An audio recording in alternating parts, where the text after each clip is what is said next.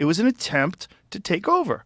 Yeah, and look, I'll say I know this because I'm like, this is, I guess, that one of the benefits of like getting older and paying attention to this shit is like I can remember shit from 15, 20 years ago. Like I was paying attention then.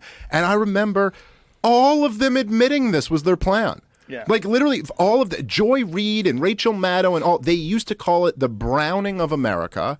And they used to openly brag about how the Democrat will have super permanent majorities forever because look like, hey, you old dying white Republicans, like, sorry, that's it for you because the Latinos vote overwhelmingly for Democrat and we're going to be a majority minority country and then a majority Hispanic country and then the Democrats rule the day forever. So this is just, Mitt Romney or whoever's running for president right now, this is the dying throes of the end of a...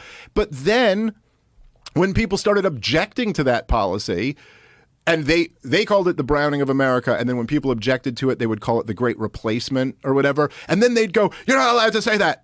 That means you're a Nazi." And you're like, "But I just heard you saying it. Like 5 years ago, I heard you saying this." You can't use the term replacement theory. And so there was this weird. And then there was also the one of the other big tells of this was the way they attempted, which really failed, but the way they attempted to make voter ID like a toxic racist policy, which was so, I mean, the logic of it just collapses on itself because if it's, first of all, it seems like some bigotry of low expectations to imply that black people are like, just can't figure out how to get ID. Do you remember Kathy Hochul saying that they don't know what computers are? Yeah, that's right. Yeah.